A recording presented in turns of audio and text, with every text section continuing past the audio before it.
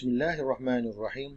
Alhamdulillahirabbil wassalatu wassalamu ala asyrafil anbiya'i wal mursalin sayyidina Muhammad wa ala alihi wa sahbihi ajma'in. Rabbi shrah lana sudurana wa yassir lana umurana wahlul 'uqdatam min lisanina yafqahu qawlana. Rabbana zidna 'ilman warzuqna fahma. Assalamualaikum warahmatullahi wabarakatuh. Alhamdulillah dapat kita bertemu lagi dalam rakaman yang kedua, video yang kedua, bagi tajuk tanda bagi bahasa Arab College Vocational, tahun 2 pelajar diploma vocational Malaysia semester yang ketiga. Jadi saya teruskan pembelajaran kita untuk tanda yang kedua. Saya ulang balik, tanda terbahagi kepada dua. Bukanlah tanda terbahagi kepada dua, tanda tu banyak. Tapi bagi bahasa Arab vocational kita akan belajar dua sahaja, dua sahaja. Jadi tanda yang pertama kita dah pun selesai dalam rakaman yang pertama, iaitu tanda mati ataupun bil-lughatil arabiyyah sukun. Ini adalah tanda yang kedua, iaitu tanda sabdu ataupun bil-lughatil arabiyyah yang bermaksud tasydid. Tasydid ni maksud dia berat. Tasydid ni maksud dia berat. Jadi tanda yang kenapa berat saya akan terangkan nanti. Jadi tanda yang diberikan, ini tak kira sama ada di dalam Quran Nusam Usmani ataupun dalam buku bahasa Arab College Vocational, dia letak tanda macam ni. Dalam kelas saya pun ada pernah tunjukkan. Jadi ada yang berkata, Ustaz, macam tanda W. Ya, betul. Ini adalah kepala huruf Shin. Berasal daripada kepala huruf Shin. Dua gigi yang pertama huruf Shin diambil. Kenapa pula ambil huruf Shin? Berasal daripada perkataan syiddah. Tasydid, syiddah. Maksud dia berat. Syiddah ni maksud dia berat. Kenapa berat? Sebab huruf tersebut dibunyikan dua kali. Itu maksud sabdu. Huruf tersebut dibunyikan dua kali. Mana buat kerja dua kali. Beratlah tu. Kalau mati buat kerja sekali je, ringan. Bawa ke makhraj dah selesai. Tapi tasydid dia kena buat kerja dua kali. Itu sebab kita namakan dia dengan nama syiddah. Dan tanda ni dia ambil daripada kepala huruf Shin, iaitu dua gigi yang pertama. Jadi apakah maksud sabdu? Kita dah tahu tanda. Jadi macam mana kita nak tahu sabdu ni secara teori? Sebelum kita pergi kepada praktikal, maksud sabdu ialah huruf yang mempunyai dua bunyi. Maksudnya satu huruf tapi kita bunyikan dia dua kali. Satu huruf tapi kita bunyikan dia dua kali. Jadi bila bunyi tu dua kali, bunyi yang pertama kita kena ingat. Dia ada bunyi yang pertama, ada bunyi yang kedua lah. Sebab dia dua kali bunyi. Satu huruf tapi dua kali bunyi. Jadi bunyi yang pertama ialah bunyi huruf yang mati. Dah selesai. Kita dah pun praktikal. Kita dah pun nak praktikkan bagaimana kan nak membunyikan huruf yang mati. Ingat lagi 4 step kaedah daripada kaedah membaca dari langit. Yang pernah saya ceritakan dalam yang pernah kita buat dia punya amali dalam kelas. Bunyi yang pertama ialah bunyi huruf mati. So, bunyi huruf yang pertama ialah bunyi huruf mati, dan kemudian bunyi yang kedua ialah bunyi huruf berbaris. Jadi huruf yang berbaris ni apakah berbaris? Apakah baris? Baris saya ingat balik, baris ada 3, baris atas, baris bawah, baris depan, dan ada baris terbitan, iaitu tanwin. Tanwin. Itu bunyi yang kedua. Maksud dia satu huruf tapi ada dua bunyi. Jadi kita kena ingat apakah bunyi dia yang pertama? Bunyi huruf tersebut mati. Dan bunyi yang kedua ialah bunyi huruf tersebut, huruf yang sama, dia berbaris. Jadi untuk bagi kamu lebih faham, kita pergi kepada contoh teori secara teori. Nampak tak? Saya buatkan satu jadual. Okey, contoh perkataan yang di sini. Kamu tengok perkataan yang di atas sekali. Dal, lam, sabdu di atas. Dal, lam di atas la. Jadi sebutan dia ialah dalla. Dalla. Jadi macam mana boleh jadi sebutan tu dalla? Kamu tengok kepada bentuk asal. Sebenarnya bentuk asal dia ialah di belah kiri kamu ni. Seperti yang saya tunjukkan dengan highlight ni. Nampak? Huruf yang bersabdu ialah huruf apa? Ya, betul. Huruf lam. Jadi kita ingat balik. Huruf yang bersabdu maksud dia apa? Huruf tersebut satu huruf tapi dua bunyi. Nampak tak? Lam ni satu je tapi dua bunyi. Bunyi yang pertama ialah bunyi mati, dal. Lam mati di atas dal. Dan bunyi yang kedua ialah lam di atas la. Bunyi huruf yang berbaris. Dalla. Nampak? Dalla. Tetapi dalam tulisan kamu kena tulis macam ni. Kamu kena tulis macam ni. Dalla. Mana lam ni sebenarnya satu saja. Satu saja huruf lam ni, tapi bunyi dia dua. Bunyi dal mati, bukan bunyi dal mati, bunyi lam mati, dal, dan kemudian bunyi lam hidup ataupun lam yang berbaris la. Saya bawa lagi satu contoh untuk supaya lebih faham. Mim nun sabdu di atas man. Nun di atas na. Manna. Mana datang bunyi manna ni? Mana datang bunyi manna? Mim nun mati di atas man. Kenapa nun ni bunyi mati, Ustaz? Kita ingat balik. Bagaimanakah teori huruf sabdu? Satu huruf tapi dua bunyi. Bunyi yang pertama apa dia? Bunyi yang pertama huruf tersebut mati. Bunyi huruf mati. Dan kemudian bunyi yang kedua huruf yang sama, huruf tersebut juga tapi dia hidup berbaris. Man, mim nun mati di atas man, nun di atas na. Manna.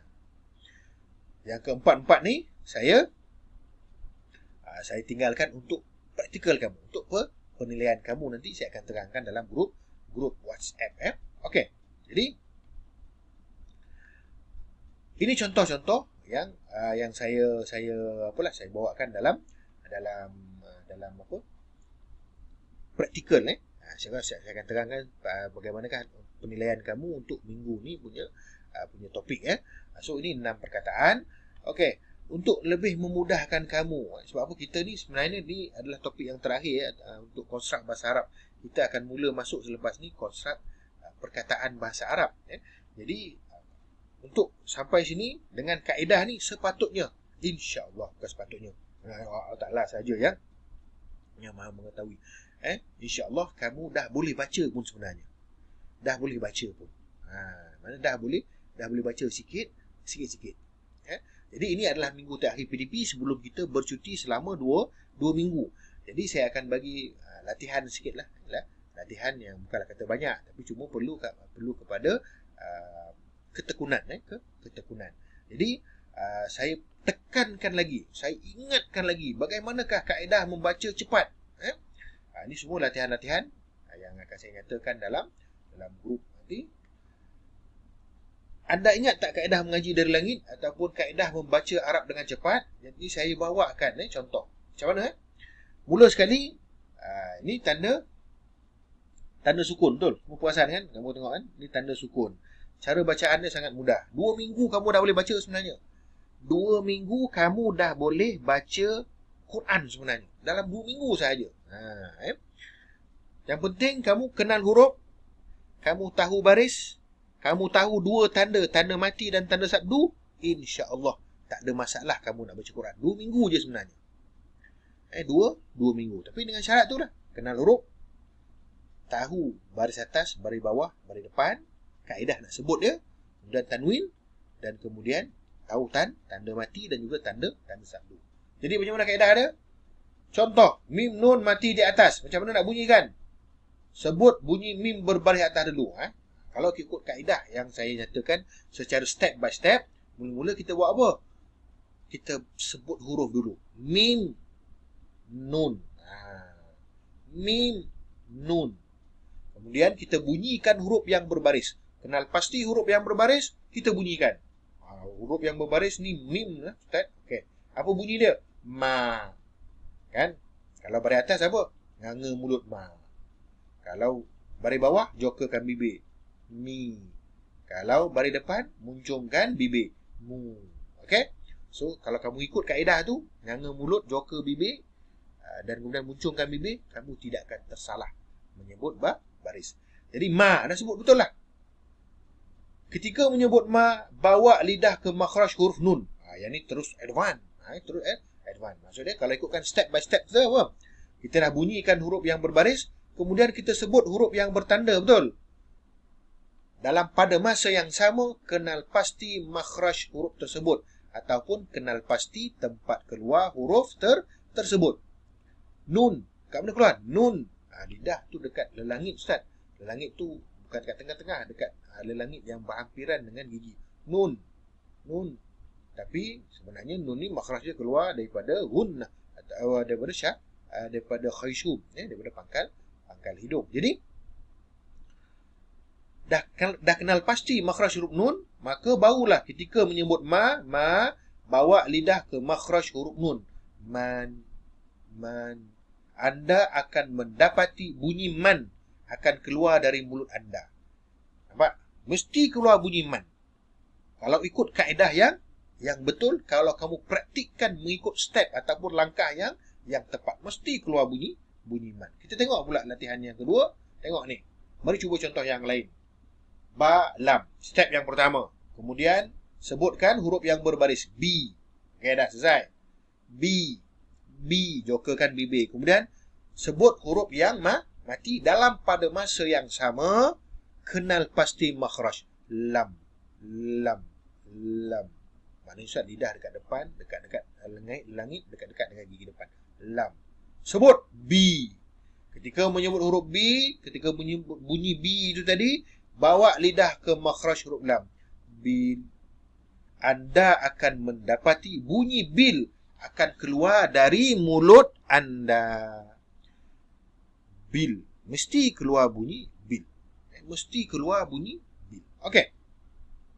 Jadi, untuk latihan, saya akan bagi kamu gambar. Saya akan bagi kamu gambar suku kata yang perlu kamu bunyikan. Sebut dan bunyikan.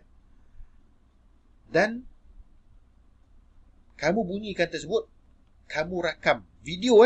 Kena rakam video, bukan rakam suara saja.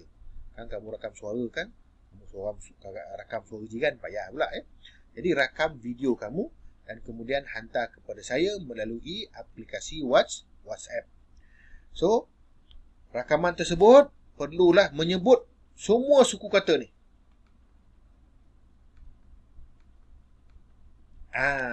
Ni. 1, 2, 3, 4, 5, 6, 7, 8, 9, 10, 11, 12. Suku kata yang pertama. Ni.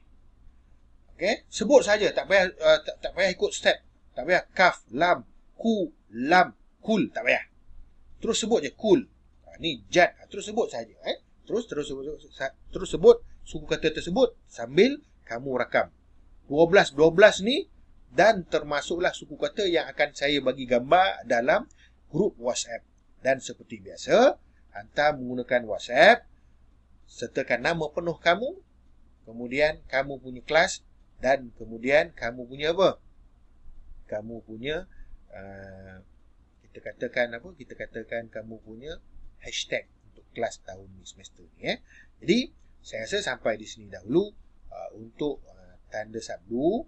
Jadi sekiranya ada sebarang persoalan, maka kamu boleh ajukan di dalam grup WhatsApp ataupun terus PM saya. Jadi subhanakallahumma wa bihamdik asyhadu an la ilaha illa anta astaghfiruka wa atubu ilaik. Amiltu su'an wa zalamtu nafsi faghfirli fa innahu la yaghfiru dhunuba illa anta. Bismillahirrahmanirrahim. Wal 'asr innal insana la fi khusr illa alladhina amanu wa 'amilus solihat wa tawasaw bil haqq wa tawasaw bis sabr. Assalamualaikum warahmatullahi wabarakatuh.